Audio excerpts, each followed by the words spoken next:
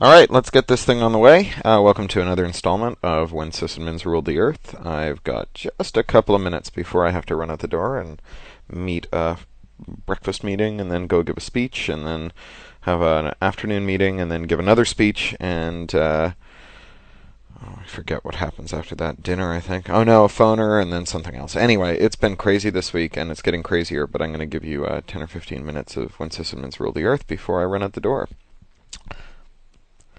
Got anything to eat? Van said to him. It was mid-afternoon, not that time particularly passed in the data center.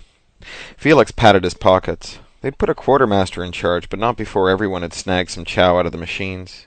He'd had a dozen power bars and some apples. He'd taken a couple of sandwiches, but had wisely eaten them before they got stale. One power bar left, he said. He'd noticed a certain looseness in his waistline that morning, and had briefly relished it. Then he'd remembered Kelly's teasing him about his weight, and he'd cried some. Then he'd eaten 2 power bars, leaving him with just 1 left. Oh, Van said. His face was hollower than ever, his shoulders sloping in on his toast-rack chest. Here, Felix said. Vote Felix. Van took the power bar from him, and then put it down on the table.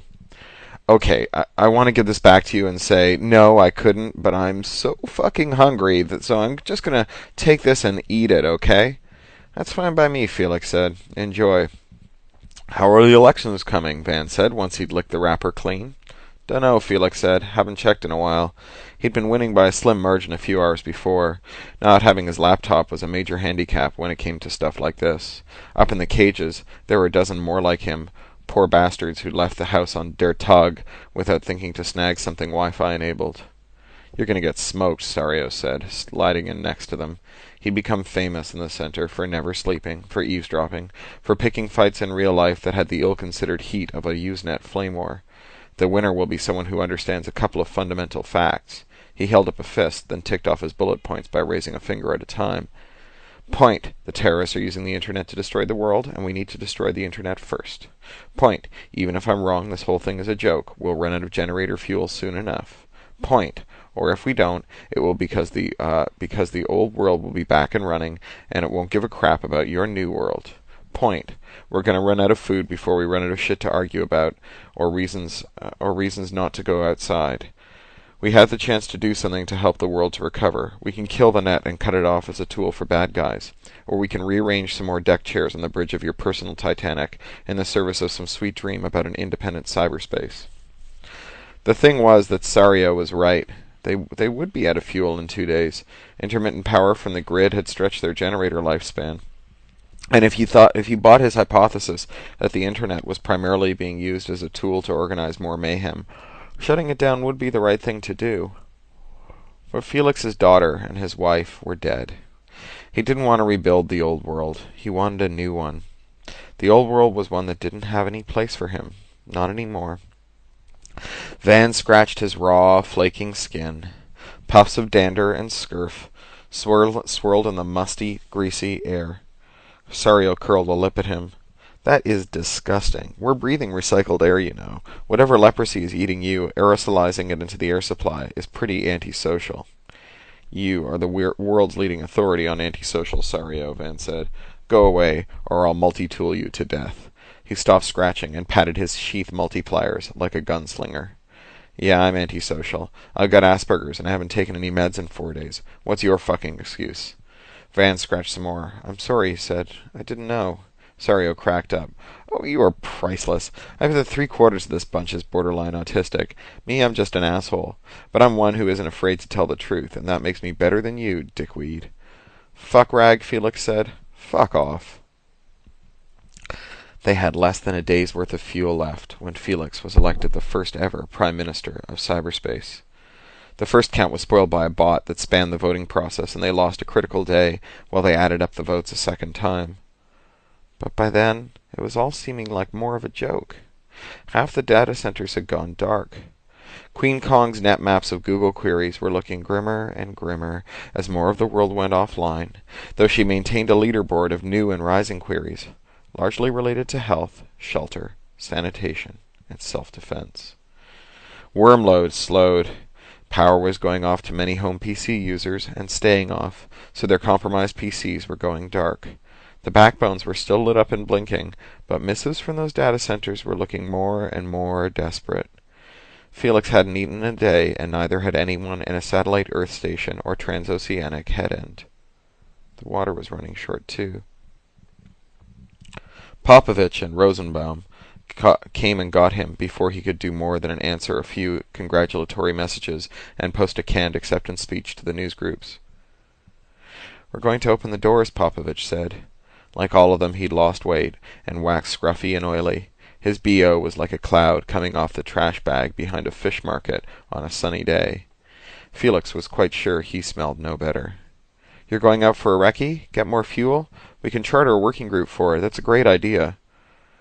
Rosenbaum shook his head sadly. "We're going to find our families. Whatever out there has burned itself out, or it hasn't. Either way, there's no future in here." "What about network maintenance?" Felix said, though he knew the answers. "Who'll keep the routers up?" "We'll give you the root passwords to do everything," Popovich said. His hands were shaking and his eyes were bleary.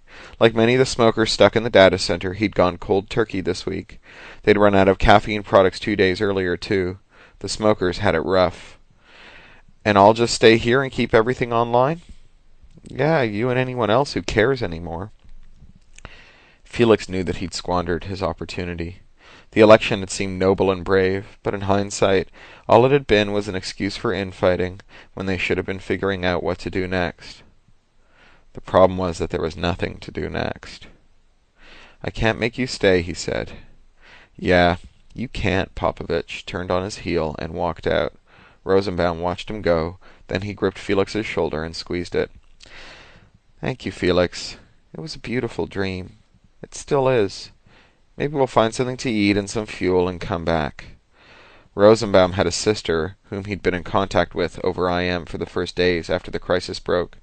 Then she'd stopped answering. The Sysadmins were split among those who'd had a chance to say goodbye and those who hadn't. Each was sure that the other had it better. They posted about it on the internal news group. They were still geeks after all, and there was a little honor guard on the ground floor, geeks who watched them pass toward the double door. They manipulated the keypads and the steel shutters lifted, and then the first set of doors opened. They stepped into the vestibule and pulled the doors shut behind them. The front doors opened. It was very bright and sunny outside, and apart from how empty it was, it looked very normal, heartbreakingly so. The two took a tentative step out into the world. Then another. They turned to wave at the assembled masses. Then they both grabbed their throats and began to jerk and twitch, crumpling in a heap on the ground. "Shit!" was all Felix managed to choke out before they both dusted themselves off and stood up, laughing so hard that they were clutching their sides. They waved once more and turned on their heels. "Man, those guys are sick," Van said. He scratched his arms, which had long, bloody scratches on them. His clothes were so covered in scurf that he looked like he'd been dusted with icing sugar. "I thought it was pretty funny," Felix said. "Christ, I'm hungry," Van said, conversationally. "Lucky for you, we've got all the packets we can eat," Felix said. "You're too good to us grunts, Mr. President," Van said. "It's Prime Minister," he said, "and you're no grunt. You're the Deputy PM. You're my assigned ribbon cutter and hander-outer of oversized novelty checks." It buoyed both of their spirits. Watching Popovich and Rosenbaum go, it buoyed them up. Felix knew that they'd all be going soon.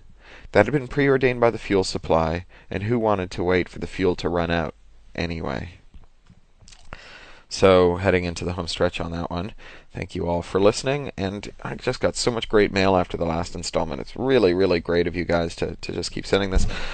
I'm going to do an old story next, I guess. This one's almost done. And then I've got a special treat. I've got a guest reader who's going to read one of my stories, which I'm really happy and excited about. It'll take some doing, I think, to actually get her to sit down at the mic. But once we've got that done, it's going to be really cool. Have a great day. I'll speak to you in a day or two. Bye.